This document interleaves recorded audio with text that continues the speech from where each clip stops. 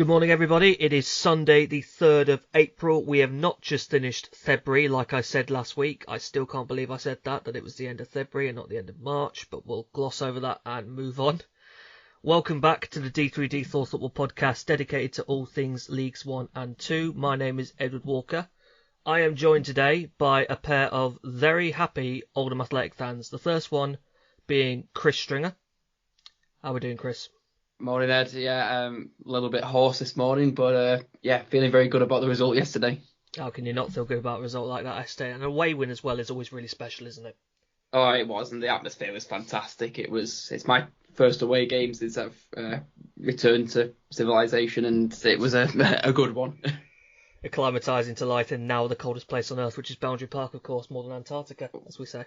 Well, Stevenage was doing its best to be pretty chilly yesterday as well. And I'm delighted to also be joined by a new guest and a fellow Oldham fan of Chris Stringer, Aaron Diskin. Aaron, how are we doing? Good morning, Ed. I think I echo what Chris said there. I think after yesterday, I'm just relieved more than anything. Like, that was probably the biggest game in I certainly would say this season, and if not like recent times for us in terms of like potentially dropping out the league. So just to get the result in the fashion that we did and probably not play anywhere near our best and still get the result, I think it'll be a big result both mentally and physically come the end of the season. So yeah, just overjoyed with that result, really. It's a little bit depressing to say that's a really, really important game in the club's history, isn't it? But that's Oldham for you. We've known this for years, let's be honest. Right. Yeah. Lovely to have you two on board. A reminder that this podcast is in partnership with The Big Step, which tackles football's relationship with gambling. There is an excessive presence of gambling adverts within football, and The Big Step continues to do great work to raise awareness about the dangers of gambling and the impact they can have on so many people's lives. We really have enjoyed having this partnership with them throughout the season, and hopefully beyond as well. So let's get going, and we're going to begin with the world's best third tier. League One. League One had 11 games yesterday. The only two teams who weren't playing was Rotherham, who are in action today at Wembley in the EFL Trophy final, and the other team who weren't playing were Portsmouth. In terms of where to begin, at this stage of the season it feels a bit weird to begin with two teams that are in the middle of the table, but when you have a 4-4 draw, you can't really ignore it, can you? That was Accrington against Cheltenham Town yesterday. Just an absolutely bonkers game. I want to give you a little timeline of the notable events within it, just to try and sink your teeth into this. So, Accrington for Cheltenham. Cheltenham take the lead through Alfie May in the 33rd minute. It's his 21st league goal this season. He's just been absolutely phenomenal throughout this season. Before half-time, in the added time of the first half, Accrington completely turned the game on its head with a goal from Tommy Lee and a goal from Sean McConville. They're going into the break 2-1 up. They go 3-1 up through Tommy Lee again in the 48th minute. Will Boyle pulls one back with a header in the 66th minute, the looping header that goes in. Accrington get a fourth through an Ellis Chapman own goal in the 87th, and you would naturally think at that point, probably the job done for Accrington to get the 3 points. Nope, not at all.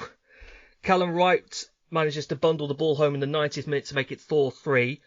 Accrington go down to 10 men, throwing a second yellow card from Ross Sykes. And then to top it all off, Will Boyle scores in the 96th minute to equalise for Cheltenham. When you hear Will Boyle gets the goal, you naturally just think of a towering header at the back post. It's not a towering header at all. It's sped through to him, and he takes a touch, comes into the box. It's almost like a striker's finish, it's really, a lovely from a finish. Back. Yeah. It's incredible, and it's Will Boyle, so you just think, where's this come from? But just an absolutely balmy game, boys. And I know this is two teams who really have nothing left for their season, but it's really good to see them put in such an entertaining affair, isn't it, Chris?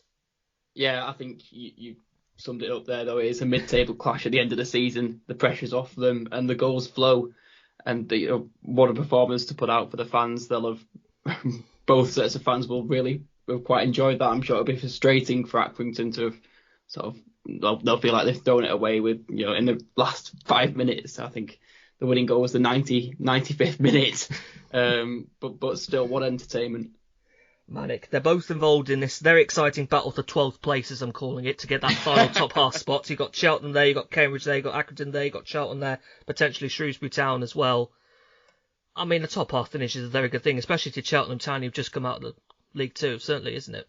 It maybe just gives a slightly better look to how things are. It gives you a little bit of a better mentality going into next season. It maybe makes yourself look a bit more attractive to players deciding whether or not to join you or another club. So yeah, I think it's nice to finish in the top half for sure. It is nice, and that was just a crazy game with two teams that have had excellent seasons. In terms of the more meaningful results, I want to start actually with a focus on the bottom of the table, because I feel like we normally begin with the top, and there has been some good results up there, but I want to give mention to a couple of teams down the bottom who picked up wins that they've just waited ages for. And the first one of those is Fleetwood Town, who won their first game since the 15th of January. Sorry, I'm looking at the Crew result here. They went to Crew, won 3-1. A bit of a mess, really, from a Crew perspective, I have to say. I've found out that they've played in the last 14 games, Crew, they've lost 13 and won one of them. 3 points from a possible 42. That is something else, really. It's truly dire, and it's reflective of their position in the table, really. But for Fleetwood, how massive a 3 points is that, Chris? Well, it's huge, and I'm just looking at the bottom of the table, and it gives them that little bit of leg room, moves them up to 37 points, 2 points above the likes of Morecambe and 4 above AFC Wimbledon in 21st and 22nd. It's looking quite tasty down there, though, for the running. It's been really interesting as well, because Fleetwood have had to cope with a very weakened team, particularly in midfield. A lot of young players yesterday. They got a goal. Their opening goal, for instance, came from young Harbin McAdam. I believe it's first goal for the club. He's only 21 years old. A lot of youth throughout the team, and they've had a lot of hardship recently in the recent games. Been very competitive in a number. Had times when they've been winning by a big margin and end up throwing it away, either ending up with just a point or losing all 3 points altogether. So to pick up this win at this time feels enormous to them, doesn't it, Aaron? Yeah, I mean, it's huge, and especially with such little time to go in the season, like Chris said, to give themselves that breathing space. And obviously it's only 2 points, and obviously with Morecambe's with Fleetwood's game in hand as well, obviously they could pull away now, but it's going to be a tasty end to the season, and like you say, it's a big result for Fleetwood after waiting so long. And I think, just to touch on Crew before, I think with that run, like you were saying, it must be really affecting the team's morale now. Like that is a really worrying run of form, isn't it, for them? And it's difficult really to see any remote improvement for them at the minute. It's like a real big gap as it is, and like you say, with the form that they're in, it's going to be a tough watch for Crew fans till the end of the season, isn't it? It's been a tough watch all season, really, if we're being honest, for Crew Alexandra. It's been Death a horrible by 1,000 season. cuts. The gap now is 12 points to safety. There's 6 games left. It's coming, regrettably. It's been, I think Crew fans have really accepted it's been coming for a while now. It's been a very difficult campaign to them. The other team to get a big win were Morecambe, who had a training session yesterday at the Mazuma, which they won 3-0. I think there's some people trying to claim that was a match. I'm sorry, a match has to be competitive to be a football match. I can't count that at all. They beat Burton Albion 3-0. Didn't even really have to get out of second gear. It was so comfortable for them. Burton put in an absolutely abhorrent display. Just kept gifting possession back to Morecambe. Kept coming at them. A lot of credit to Morecambe, though. I was very impressed with the performance of people such as Aaron Wildig, as Cole Stockton in his overall game. Arthur Nahur had a good game. Adam Phillips getting a good part of the goal as well. Dylan Connolly's pace down the flank caused Tom Hamer problems and Dejjosh Elijah problems throughout the game. And I would say if there was a bit of a stronger end product from him, that could have been much more than 3-0, certainly. Because it got to 3-0 around the start of the second half. And they just took their foot off the gas because they knew they could. And it almost became kind of a testimonial. It would just go back and forth between the two. Occasional attacks. Burton just could not put enough on the goal. Massive 3 points to Morecambe. Still in the relegation zone at the moment, but a much needed win for them. It keeps them in the mix. And you've got to look at the bottom of this table now. Fleetwood on 37, Gillingham on 37, Morecambe on 35, AFC Wimbledon, who we'll get on to as well, on 33. Boys, is there anyone you're fancying at the moment to maybe get out that bottom four who currently is in there? Oh, well, the money would have to be on Morecambe, I think, if it's going to be any of them to get out of there. Wimbledon's form's dire, innit?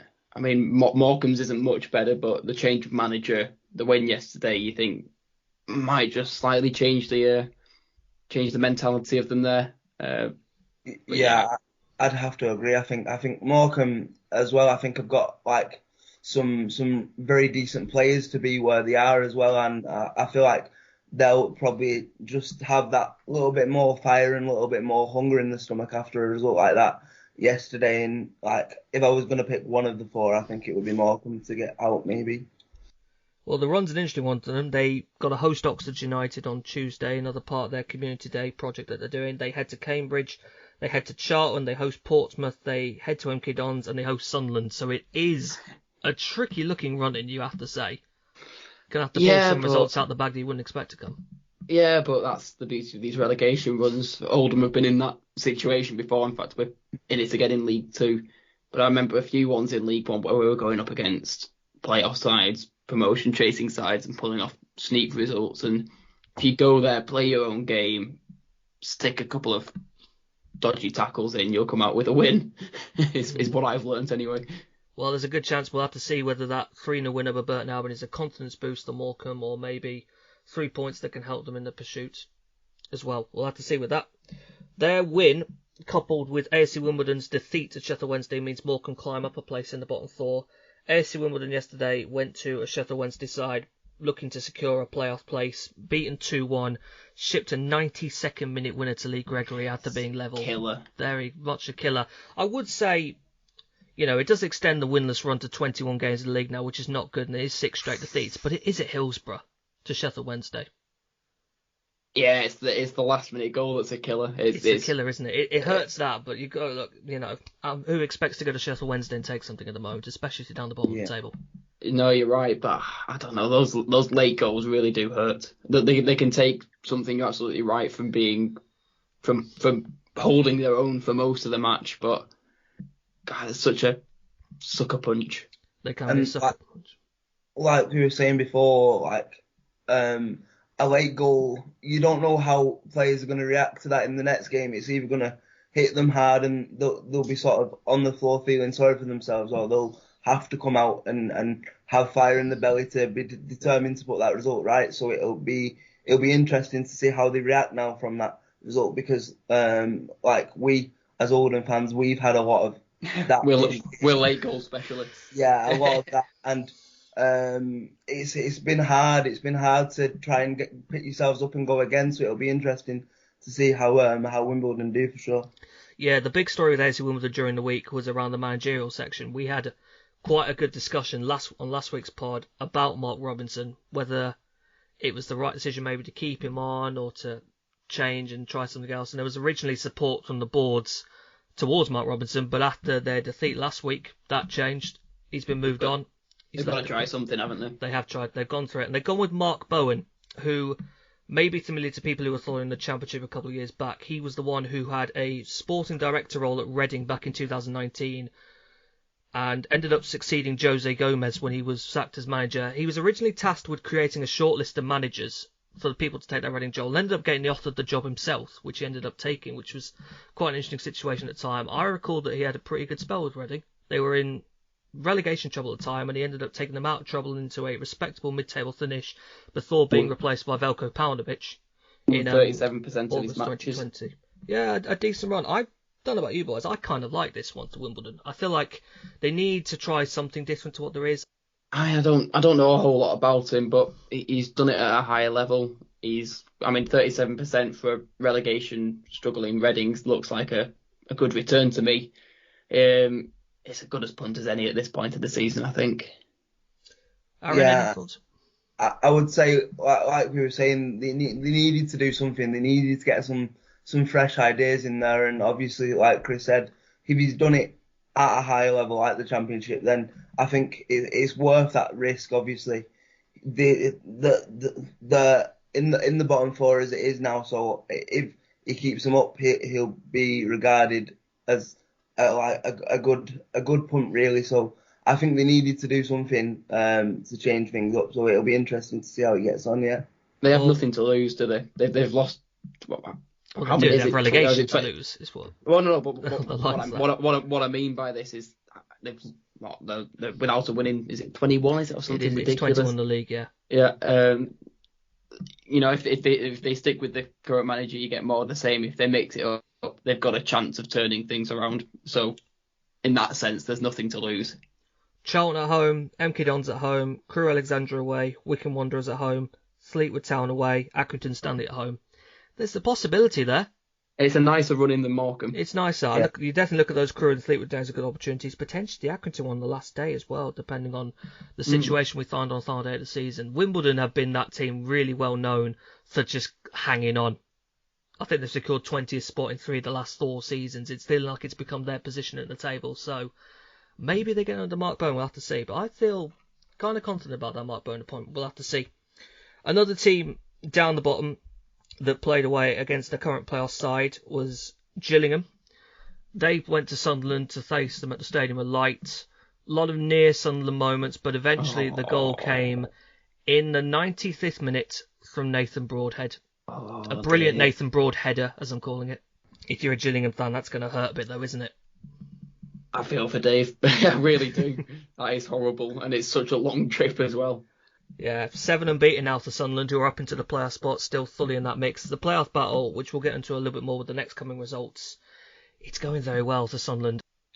I actually feel, I don't know whether I might be tempting fate for Sunderland fans listening to this, and I apologise, but I actually feel, looking at that form and like the way the like grinding out results and getting results now, I actually feel that this could be the season now where they manage to get up, obviously, through the playoffs, and I feel like this could be the season where they get back to where they feel like they belong, and probably do belong, to be fair. Final games to them, 6 more to go to them. Oxford United away, Shrewsbury Town at home, Plymouth Argyle away, Cambridge United at home, Rotherham United at home, and Morecambe away. It's an interesting mix of fixtures, that. Yeah, for sure. It'll be an interesting run-in for Sunderland, but it's always an interesting run-in for them. I mean, but what do I know? I only realised yesterday that Lee Johnson wasn't still there. You really have been out the loop for ages, haven't you, Chris? I'm doing my best to pick up on what's going on and get my knowledge back to where it was, but there's still so many things that I keep picking up. Go, hang on a minute. Well, it is quite hard to follow things. One of the teams just outside the playoff places pursuing the Sunderland, Sheffield Wednesday, those teams coming in the playoff spots are Wycombe Wanderers. They beat a Doncaster side that are pretty much inevitably relegated now. It feels the same as the way they are with Crewe. They beat them 2-0. Goals coming from Gareth McCleary and Anis Mehmeti. The big occasion with this fixture, though, was that it was dedicated towards their hero, really, Adebayo Akinfenwa. Yeah, he's a credit, and I remember a few years back when he was playing at Oldham. I can't remember who he was at the time. It might have been Wimbledon. But I just remember the way he was dealing with the kids at the front of the stand I was sat in. He was absolutely a credit to himself and to his club. Just taking time out of the pre-match training to go and sign autographs and take pictures with Oldham fans. I just thought that was fantastic.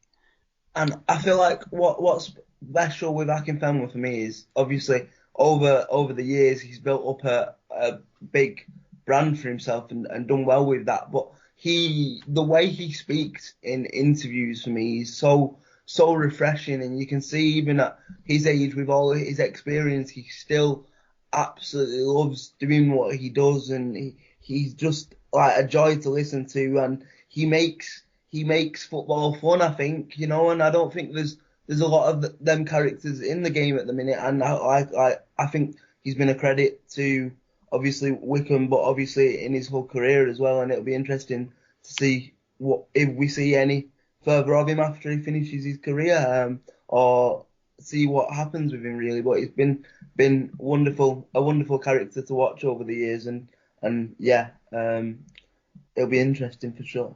I'd love to see a team with him as fitness coach. Strength and conditioning coach. He'd be the best one around, yeah. Gareth Ainsworth still hopes he can play a part in the enter Wycombe. Fleetwood. Wycombe. Gareth Ainsworth still hopes he can play a part in the end of Wycombe season as they pursue the playoffs. Another team pursuing the playoff places was Ipswich Town, who hosted Cambridge United yesterday in a game that definitely is not a derby. I thought we'd have all this debate about whether it is or not. Cambridge won 1-0. The goal coming from a free kick that went all the way through, knocked in by Dominic Thompson for an own goal. That's back-to-back wins to Cambridge now, continuing an excellent season for them. It's a first defeat for Kieran McKenna at Portman Road, brings to an end their unbeaten run there, brings to an end their run of clean sheets as well, denied by a late equaliser. They were 11 unbeaten prior to this. Is that it for Ipswich's season, boys? Because I think if they're going to get there now, they've got to pretty much be perfect across these final 2 games they have. I mean, for me, to get there, they were going to have to put in one hell of a run, and they did that. Obviously, this is the first defeat in 12, but now they're obviously 6 points off that spot now, and it's going to be a task now. And I think they needed to be near enough faultless to do it, so it's going to be difficult. But I think obviously Kieran McKenna's come in and done a very good job, whatever way you look at it, really, to take them on the run that he's took them. But I expect them just to fall short at this conjuncture, really. Yeah, you look at 64 points. They've played an extra, well, at least 1 extra game than those around them, and 3 extra than Portsmouth. It would ask. I don't want to write them off because we've seen it happen before, but it would take one hell of a run now for them to make the playoffs, I think. Yeah, 6-point gap, 5 games to go. Everyone else, bar Plymouth above them, has still played fewer games. It is asking for a run of protection, really, and they've still got to play both Rotherham and Wigan, the top 2 as well. A tough ask to Ipswich, but I still think that under McKenna, certainly going to next season, they're going to have to be one to watch because they've been playing excellent over the last 2 months whilst he's been there. For sure. 2 teams who started the day in the playoff mix were Plymouth Argyle and Oxford United. It was a very important game at home park to Plymouth Argyle, and yet again they won. It's 6 straight home wins to Plymouth Argyle now at home park, all of them with clean sheets. This one won 1-0 with a goal from Joe Edwards volleying the ball home, who's been outstanding in the wing-back role, much like Conor Grant has been on the other side. Oxford, Chris, our lovely Oxford United that we love talking about all the time. They're undoubtedly a strong team, and they've shown out of the season, but is it one of those results that kind of makes you question whether they would maybe have enough to compete in the playoffs if they made it there? Well, Oxford, as I'm sure James would tell you if he was here, was so frustrating. They've made, what is it, the last 2 seasons they've made the playoffs, or certainly 2 in recent years. Yes. They're just never quite there. They're just never quite as competitive as the other side. And actually, looking at the highlights yesterday, I thought Oxford looked like the better side for much of the game. But if you can't take the chances you get and open yourselves up to... It was a fantastic volley, don't get me wrong, but he had far too much space on the ball. You're asking for defeat, really. Yeah, it's frustrating. They're a frustrating one. Yeah, Oxford utilising a back 3 in recent games, which feels a bit different to what you'd naturally expect from them under Carl Robinson. I always think they're at their best in a 4-3-3 with a very fluid midfield and a fluid front line as well. They can interchange with one another. They're still in the mix of the playoffs, certainly, but maybe this is one of the examples of those games that might hold them back this season. We'll have to see. There was an early kickoff between Wigan Athletic and Bolton Wanderers. It finished 1-1. Wigan are initially ahead through James McLean. This one is a derby. This one is a derby, yes, you can certainly say that. Wigan initially ahead through James McLean. Bolton getting equaliser towards the end through Jan Daddy Bodvarsson. Wigan are now 6 unbeaten in League One. They've had 1 defeat in their last 11 in the league. There's been 3 draws in that time. Those 3 draws come into Milton Keynes Dons, Rotherham United and Bolton Wanderers. I think they're all pretty respectable. It does still feel like, to me, boys, that the title certainly has to be in Wigan Athletic's hands at the moment. Yeah, I mean, especially with Rotherham's patchy form at the minute, you think obviously if Wigan can carry this up, I think they'll be clear, and like they've been playing some really good football as well this year at Wigan, so I think it would be deserved definitely, and they just seem to be again one of the teams that we've talked about today just seems to be not grinding out results, but just getting the results, even sometimes if they've not been playing the best over the last couple of weeks, they're still getting the results to keep them up there, and I think that's important. I think that's really important. Well, they would have gone top with the win yesterday, but that point leaves them level on points with Rotherham, just behind on goal difference, but they do still have a game in hand on Rotherham and 2 games in hand on MK Dons, who we'll get onto, who are just behind them at the moment. A word on Bolton. That was Ian Everett's 100th game as Bolton Wanderers manager yesterday, and I've got his record in those 100 games here. 45 wins, 21 draws, and 34 defeats. It's an impressive record. It's a very impressive record. There's been good progression on and off the field from Bolton Wanderers, which is something they've been waiting for a long time. It's been some really torrid seasons as a Bolton Wanderers stand recently, but it does feel like under Ian Everett, Chris, that the progression is there, and they're going to have a really bright future. Yeah, absolutely. And, I think plenty of us were sceptical of Ian Everett during his time in League Two when he came out with some interesting comments that actually proved to be true about making the playoffs or getting promoted from League Two. My favourite one was when he said that they could win the FA Cup. Oh, he did say that, didn't he? But either way, not to get too far off topic, he's been a very good servant to Bolton.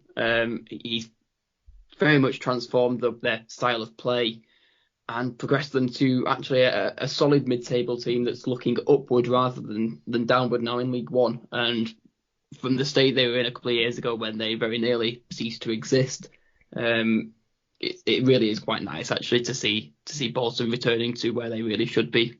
Yeah, I look at someone like Mark Robbins at Coventry City or Nathan Jones at Luton Town and the work they've done with their clubs to just glide them up the pyramid, and it does feel like he never could do that with Bolton Wanderers, certainly in the future. I'm sure it'd be disappointing from a Bolton perspective to feel like the playoffs are out of reach this year. They are now, you'd have to say. But It's worth remembering that they just came out of League Two.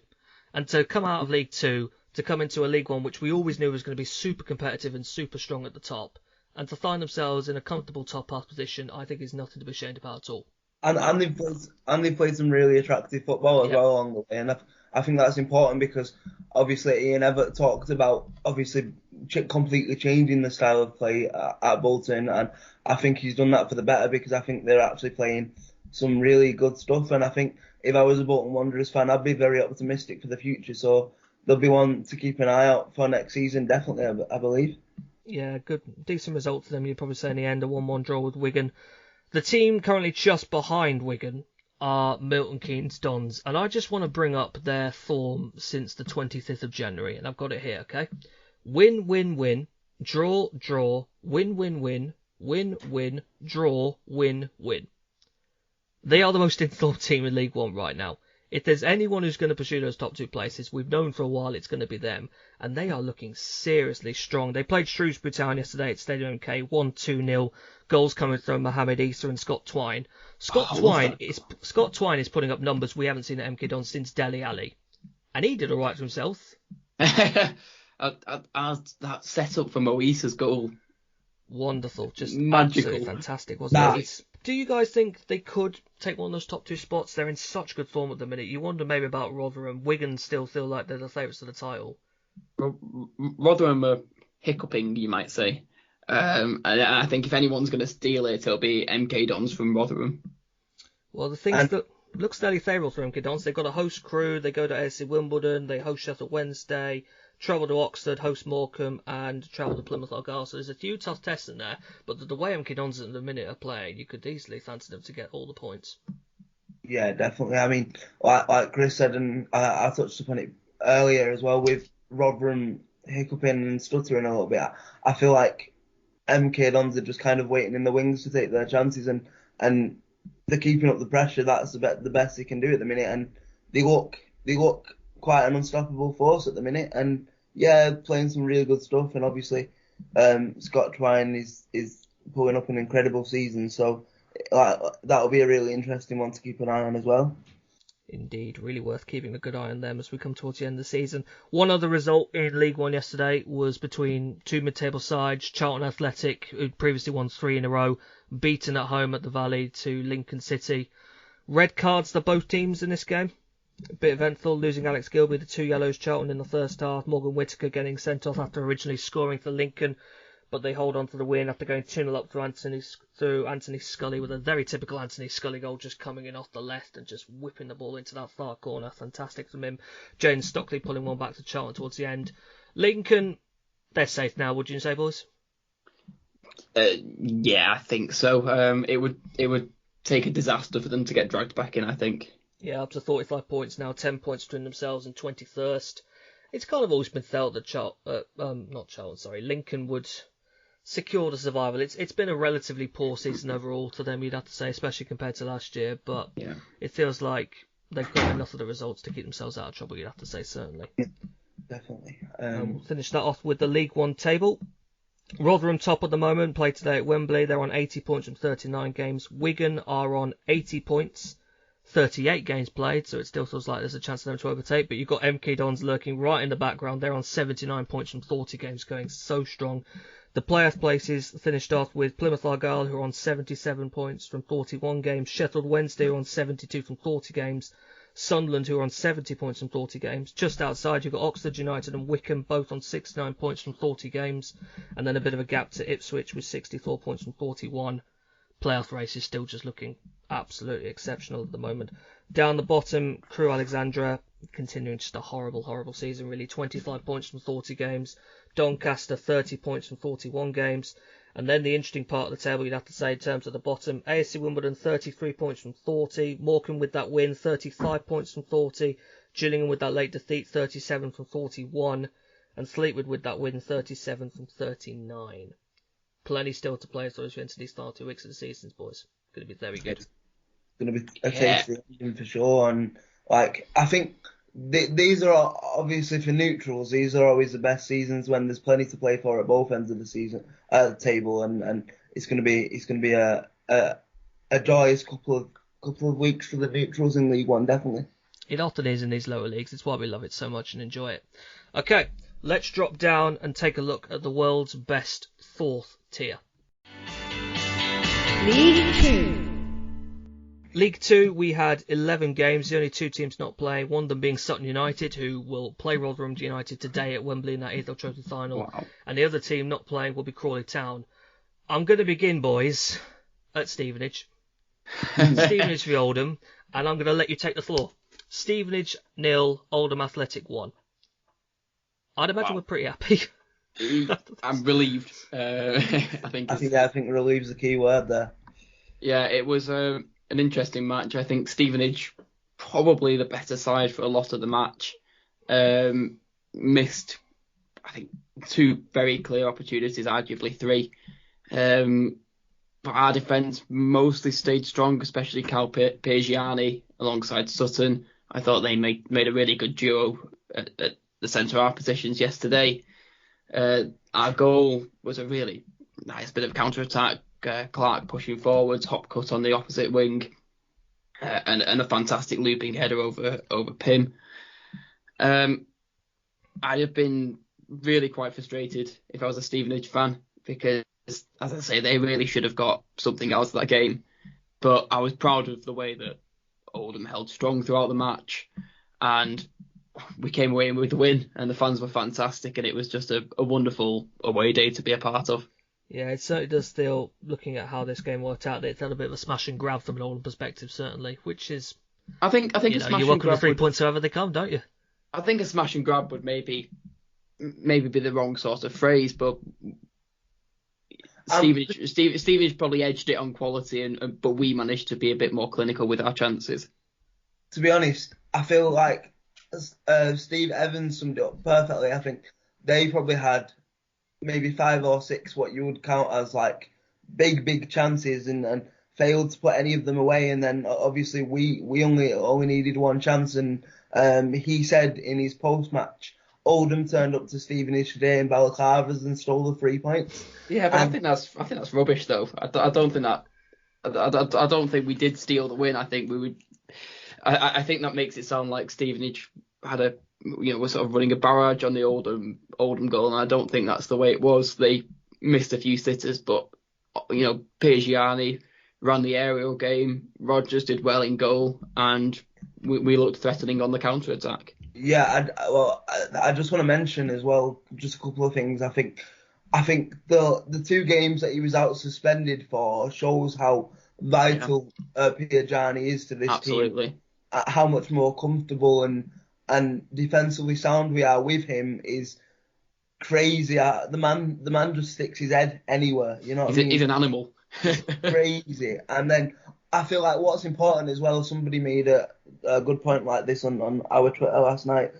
Now we're seeing the fringe players starting to make a bit of an impact. Obviously, we had the likes of Jack Stubbs who gets a little bit of criticism in our fan base sometimes, but he's been starting to play well and was unfortunate with an injury, got a couple of assists in the last couple of games, and now Jamie Hopcut is coming in and making an impact, and I think that's important because I think for far too long this season we've been having to rely on just the 11 that we've had on the pitch because the fringe players haven't been up to scratch. So obviously it's a team game, and I think now the actual fringe players are providing us some really important moments, and I think that's going to be important to us. And I also think with our last week, obviously picking 6 points up in a week, that could provide a real big psychological edge as well in the battle, because I think Barrow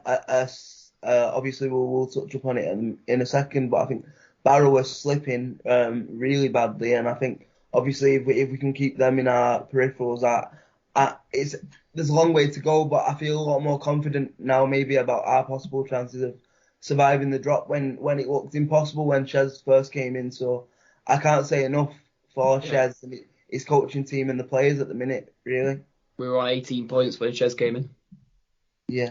His resurrection is still back on. That 6-point swing, really, in the space of a few days is remarkable. Beating Leyton Orient at home, then getting this win at Stevenage. You've gone from being 3 behind Stevenage to now being 3 ahead of them. Yeah, and people point out that Stevenage have the game in hand, which is true, but it's with the better goal difference, it's now very much in our hands rather than out of our hands, which is a nice position to be in, albeit with a difficult run-in. They do, and as you brought up, the other team worth talking about in this conversation to relegation has to be Barrow at the moment, who hosted Port Vale yesterday. A Port Vale side in excellent form. They were initially ahead through Josh Kay with a really good goal, I thought, played over the top from Romeo Hutton to Josh Kay to get him beside and score. But Port Vale turned it on its head with a goal from Jamie Proctor and then winning it right at the end as well for Aaron Martin. Vale themselves are now up to third, having an excellent season. They've won 5 of the last 6 games, the other one being a draw at home to Exeter. We've got to give a mention to work that Andy Crosby's been doing in Darrell Clark's absence. It's been absolutely superb, really. And this 3-5-2 gets such good performances out of Port Vale, and they're fully in the promotion mix at the moment. But the Barrow Oldham Stevenage conversation, it's really difficult to know exactly who to favour most in terms of survival. I mean, I look at Stevenage's run-in, and they still have some more favourable games, especially when compared to Barrow. Yeah. Barrow have a very tough test of fixtures coming up. Yeah, I think as I say, Stevenage showed some promise yesterday. And going into future matches under Steve Evans, you've got to think that they'll start to turn around this horrible run of form that they're on. I think if anyone is really going to suck to it, it's for sure Barrow. They've really managed to get themselves sucked into a battle that they probably shouldn't have been in. And so yeah, it's a tough one. I think it's definitely a 3-way battle still, but Stevenage perhaps looking to turn this around now. I don't think they'll be too disheartened by losing yesterday, although it was a big match to lose for them. Stevenage's run, Colchester United away, Rochdale at home, Scunthorpe United away. Immediately, there's 3 games there. Do you think could be an opportunity for them? Followed by a home game against Tranmere, away to Mansfield, away at Carlisle, and home to Salford. So those first 3. People are pointing to particularly Oldham fans pointing to the fact that Stevenage have to play Scunthorpe, but actually with Scunthorpe dead and buried pretty much, and I think that's soon to be mathematically confirmed. The pressure suddenly comes off them, and you see these sorts of teams picking up random wins towards the end of the season at times. So I don't think that's a dead cert for them. Yeah, potentially. Yeah. Scunthorpe yesterday went to Forest Green. It was top v bottom.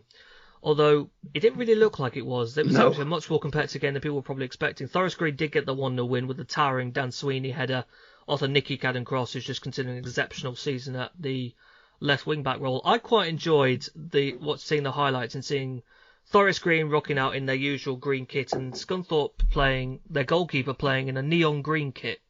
This happened with which was was it midweek or was it similar than I thought it was going to be? Was it Oldham were playing someone recently? I can't remember who it was. It might have been midweek against Orient, and they were also playing in a sort of blue-green kit, and it was horrible, especially following on iFollow. Horrible watching that sort of colour clash, and I saw it in the first half of the season as well. Quite a lot of very strange kit decisions, and I'm not entirely sure why it's happening. And I particularly feel sorry for those that are colourblind, because it must be incredibly difficult to follow. Aaron, I'd like your thoughts on Forest Green, please, because they've been top for so long. There was a point where they looked like they were just going to run away with the title and potentially break records. They've looked a bit more human recently, you'd have to say. They seem to be getting.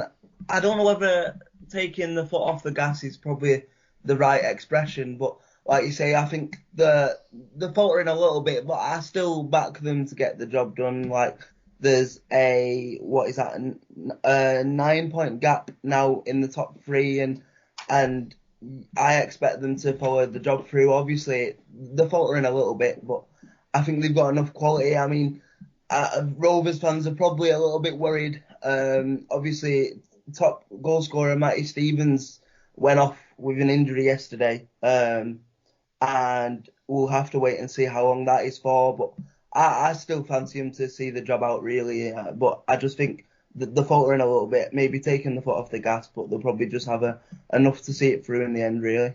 Yeah, Matty Stevens coming off would have caused quite a lot of problems for Forest Green last year because they were relying on one person for all the goals, but when you have someone in Jamil Matt who's in exceptional form as well, and as we've seen goals from midfield and fullback as well, it still feels like it's certainly in their hands, but not been quite as dominating in the league, you'd have to say, as they have been previously in the season, but still going strong at the top. Second place in the league at the minute is still being held by Exeter City, who are really starting to look like strong promotion contenders here, and promotion-worthy contenders as well. They went to Newport County, won it with a Timothy Dieng header, stooping header from across. Their defensive solidity seems to be getting them over the line at the moment. They're 7 unbeaten now, 5 wins and 2 0-0 draws with Salford and Port Vale in that time. I'm really starting to feel like we might have that second automatic spot sorted here, boys. I know Exeter are always going to be a bit cautious because they've been in League Two for so long, and there's all the talk about the playoffs and how desperate they are to avoid them. This feels like a really, really good team at the moment. They might have just done it. I mean, it's 5 points now, and that's and a game in hand on Northampton, with the buffer of Port Vale below them, who are also on 66 points, same as Northampton. You've got to feel confident, haven't you, as an Exeter fan?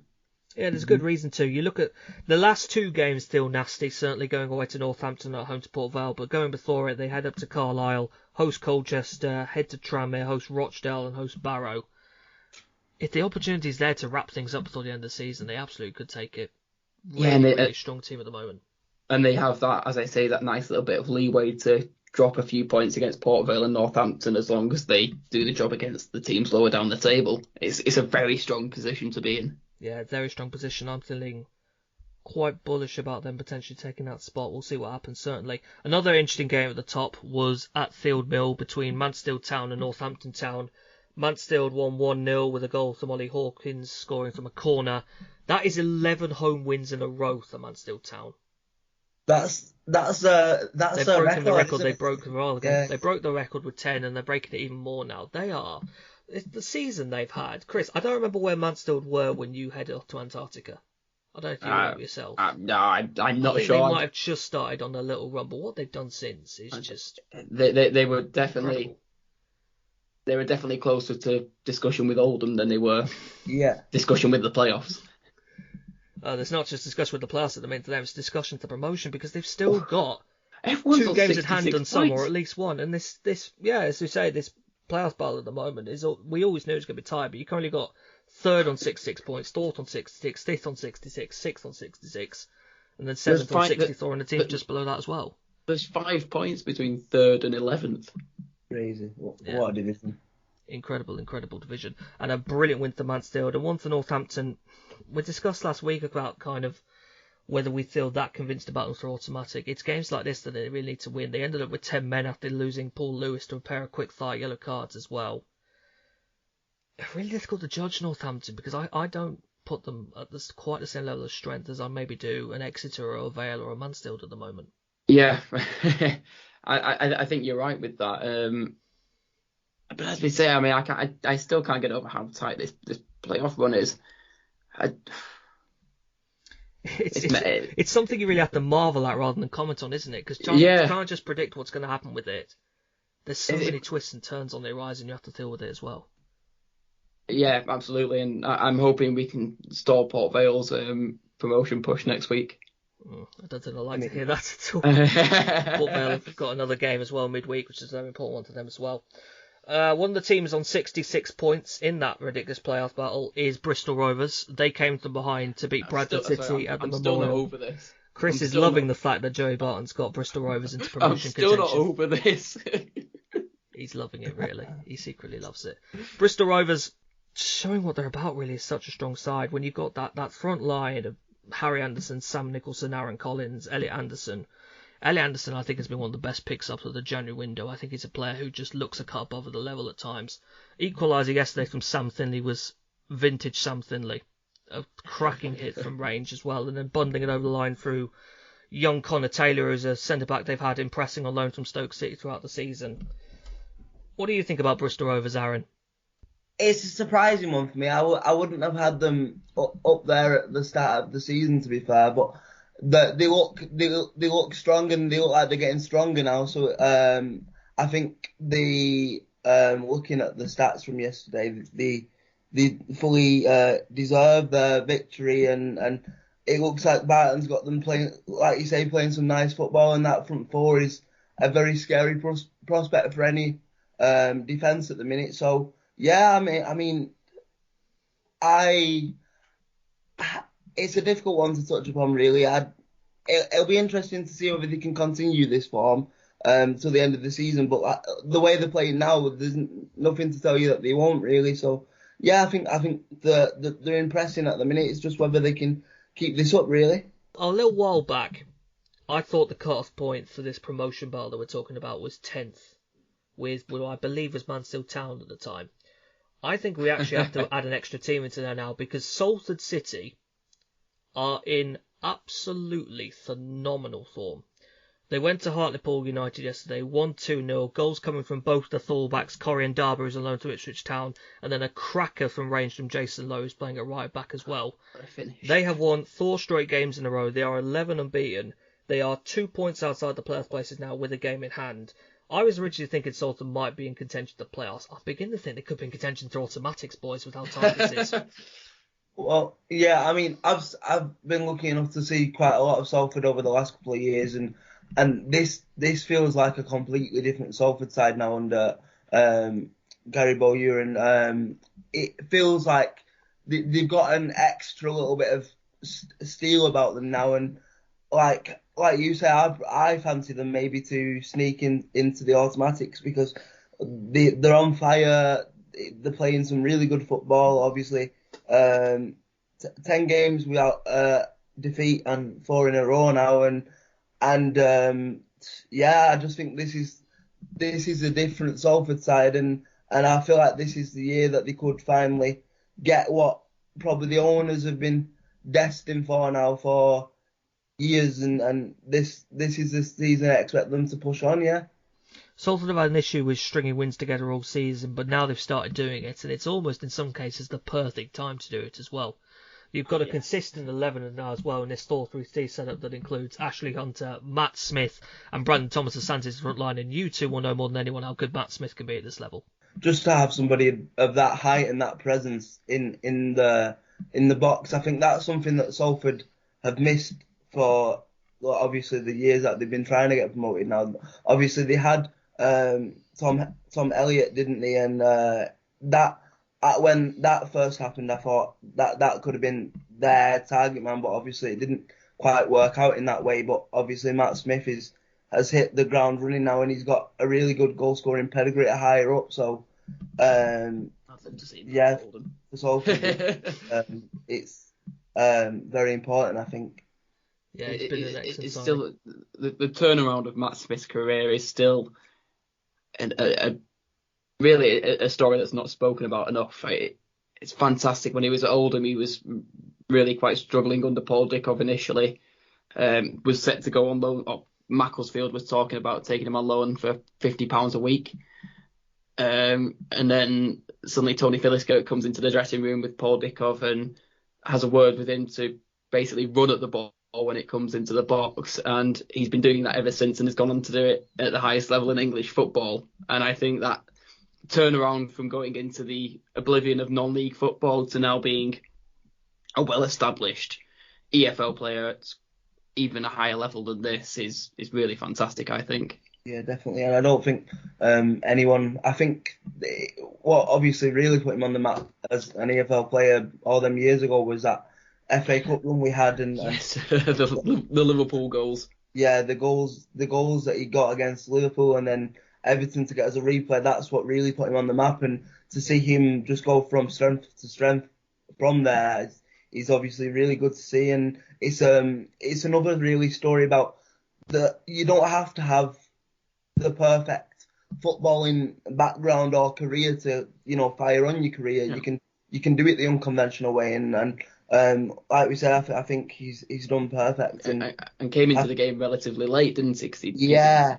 Did his degree at Manchester and was picked up by one of the non-league sides in the Midlands. I can't remember. I think it was Vauxhall Motors, was it? Was it Vauxhall? I thought it was. Anyway, but picked up from that in sort of his early 20s, so he hadn't come through any of the youth ranks, or certainly has been at university for several years, not playing for a club, just playing university football, and it's a lovely story actually. Yeah, lovely story, and playing a big part in a Salford season that's going in a very positive direction as well. Yet another team, because it feels like half the league at the minute is in this promotion battle, is Trammy Rovers, and they had a very, very eventful game against Carlisle United yesterday. I could almost tell this story like I told the Accrington Cheltenham one, really. Did you see the tweet they put out? I didn't see the tweet, no. What they said? I saw a tweet partway through the match where it said, half the Wirral's been booked, including Mickey Mellon. We'll update you when we can. A lot of cards in this game, certainly. Initially ahead through Kane Hemmings, they then saw Callum MacDonald sent off for a physical challenge, but I don't know about you boys. It's kind of the challenge I expect regularly from Jay Spearing, and I feel like Spearing... It's robust. It's robust, isn't it? It's very physical. I'm not too sure myself that I really fancy that as a red card. I think there's certainly an argument from a Tram respect about whether it was. It's a soft red card. It's probably, I think it was a foul, and I think it's probably a yellow card. But red seems a bit harsh. Yeah, it was one of 7 cards that Tranmere players picked up yesterday. 2 of those being red cards. There was another red Leyton against the Kieran Morris. That was as well. A red card. Yeah, that was a red card. We have to agree. A high foot there, but Tranmere, given that sucker punch again of a late equaliser. Carlisle initially brought themselves back to 1-1 with Amari Patrick, who's just continuing fantastic form since returning to the club. The work that Paul Simpson is getting out of him in this 5-3-2 formation has turned Carlisle really round a positive corner from a desperate position, certainly. Tranmere got themselves back ahead when Elliot Nevitt just managed to get clear from the halfway line. Bit of a bizarre situation, really, with Carlisle having so many people forwards, but Elliot Nevitt capitalised on it. They then go down to 9 men after losing Kieran Morris to a red card in added time and ship a 97th minute equaliser to Tobisho Silva. Just painful against the Tranmere, isn't it? It's horrible. And it's the worst. I've been saying for a while, you just can't drop points in this promotion battle at the minute because you just steal it in the positions. I was just saying, there's so many teams lurking for these promotion places at the minute, like we just discussed. Like you were saying, Ed, it's so important not to drop points, and obviously that this could be a result we look back at the end of the season, and it could be a result that defines where Tranmere end up, really. And obviously, it seems like discipline is a bit of an issue. Getting 7 yellow cards and 2 reds in the game, so maybe that's something they need to have a word about and try and stamp out. But yeah, I mean, I don't know where they stand now, really. Yeah. I find Tranmere maybe the hardest team to judge. I think Alan's promotion chases at the minute. I can't decide how I really fancy them. You have the consistency of the back line with Dacres, Coughlin, McDonald, Davis and Peter Clark, as well as an excellent season. And there's a lot I like about that pairing potential of Kane Hemmings and Elliot Nevitt, but is it maybe the best thing to provide that link between midfield and attack when you've got 2 players who I naturally consider kind of last man strikers, rather than one who maybe drops back and links to that midfield a bit more? We'll have to see what happens with Tranmere towards the end of the season. One of the other teams in the promotion battle, and the only team that got a 0-0 draw yesterday, was Swindon Town. They drew 0-0 at Rochdale. Again, just not really an ideal result for Swindon, you'd have to say, in terms of their pursuit of the playoffs or the automatic spots at the minute. Kept in the game, certainly, by Jay Lynch, who had a good display for Rochdale. I find Swindon hard to judge, boys, because they were without McCurdy yesterday, who's had an excellent season for them. But there is still a lot of quality in the side, you'd have to say, particularly in midfield areas. You look at the likes of Swindon and Sutton as the ones sort of the lowest down in the table in this promotion chase, playoff chase. And they're the ones with the most inconsistent form and the ones that you feel will drop out soon. Swindon need to start getting a bit of consistency about them if they want to be serious playoff contentions, and they need to obviously get that quickly.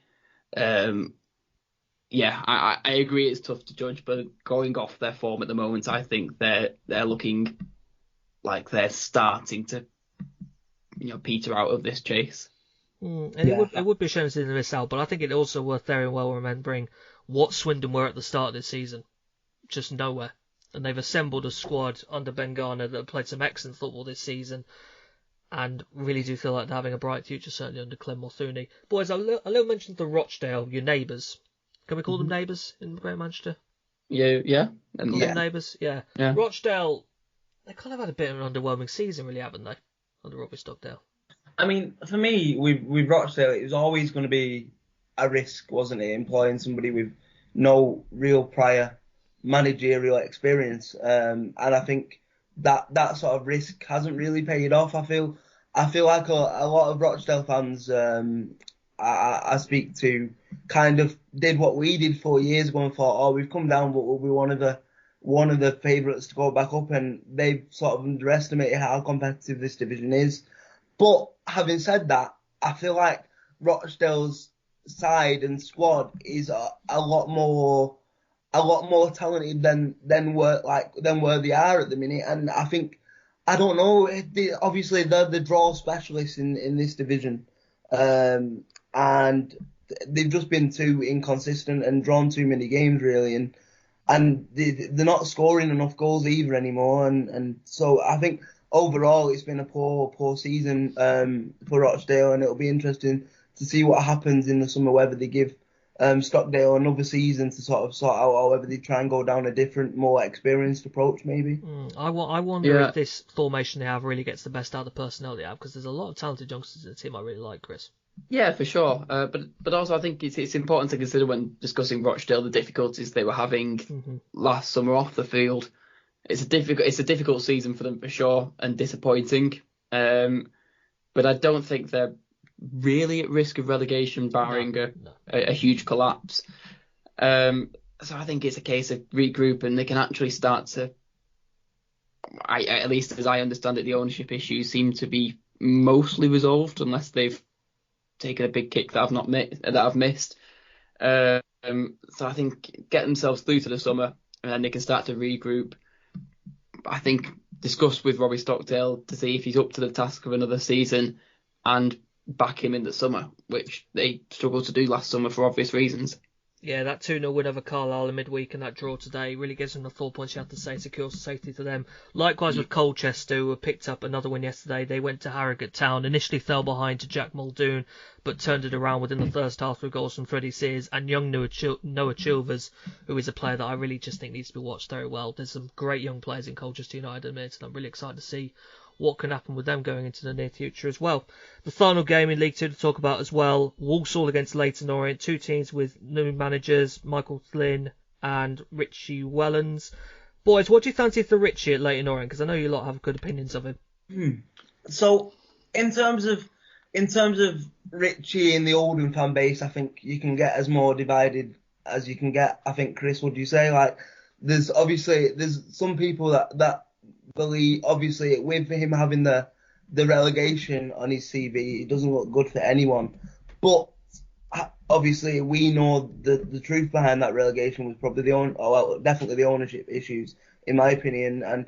And then he went to Swindon, and obviously won the league, and then obviously had a pretty rough but short tenure at Salford.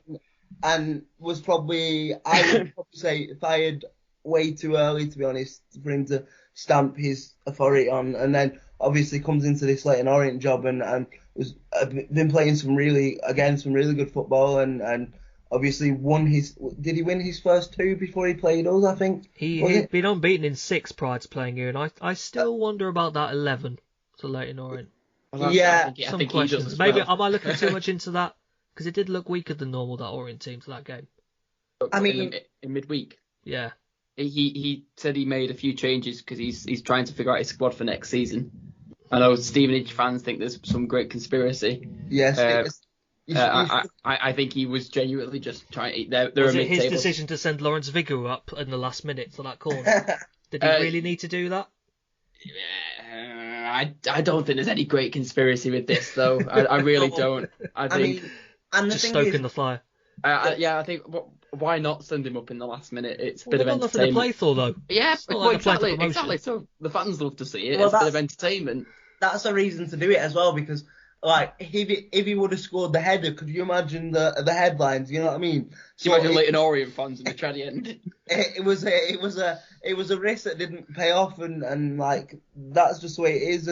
But like I said, I think obviously it'll be interesting summer for Richie, because he's done well at stabilising the ship, and going into the summer it'll be interesting to see if they can push on. And obviously it was a happy day for Otis Khan yesterday, getting the win over his former side. Goal and assist to him as well. Yeah, and well, it's one way to return to your former side, that, isn't it? And yeah, so I think it'll be an interesting summer ahead for Leyton Orient and Wellens, and I think he'll do well personally. Yeah. He very much gets mixed opinions at Oldham, because he does have that tendency to maybe pass it around a bit too much at the back when he could be a bit more direct. I personally like him as a manager, but having said that, some of his you feel he's not always learned from his mistakes going forwards. And I think still, having seen the Leyton Orient performance on Tuesday, albeit with changes to their squad, they probably passed it around at the back too much, and to their detriment. We'll see what comes from Leyton Orient and Richie Wellens heading into next season, having a comfortable mid-table finish this year, you'd have to say. League 2 table, Forest Green still top as they've been for months. 75 points from 38 games. They've still played fewer games than everyone else below them, actually, so the opportunity to get even further ahead is there. Exeter starting to feel like they might have rounded up that second place spot. They're going well, 71 points from 39. Port Vale up to third on 66 from 39, but you have Northampton in fourth, who are on 66 from 40. Bristol Rovers in fifth, who are on 66 from 40. And Mansfield Town, who are on 66 from 38. Just absolutely bonkers. This promotion battle is so good. And I really hope this stays like this till the end of the season as well. Tranmere rounding off the players' places at the moment with 64 points from 40. Newport on 63 from 40 are in 8th. Salford in fantastic form, 62 points from 39. They need to be watched, as I've been saying for a while. Swindon Town on 62 from 39. Sutton United on 61 from 39. You're really looking at a promotion battle at the minute between 3rd and 11th. Maybe include 2nd in there, depending on your opinion on how Exeter are going as well. Just absolutely brilliant. Down the bottom, Scunthorpe United, just went not really for them in their relegation, isn't it? 24 points from 40 games. Stevenage on 34 points from 39 games, round off the bottom two. Oldham, after their back-to-back wins and their brilliant week, are on 37 points from 40. A magnificent turnaround for them recently. Barrow level on points, 37 points from 39, but with a tough run to come. And then quite a gap up to Rochdale, who are on 44 from 40, and Colchester on 45 from 40. And that rounds up the weekend. My thanks to both of you boys, Chris and Aaron. Always a pleasure. Cheers, Ed. Aaron, thank you very much for having you on your debut. Hope you enjoyed it. Yes, always. I can't wait to be back. Excellent. And we will see you guys next time for more from the D3D4 Football Podcast. Until then, goodbye.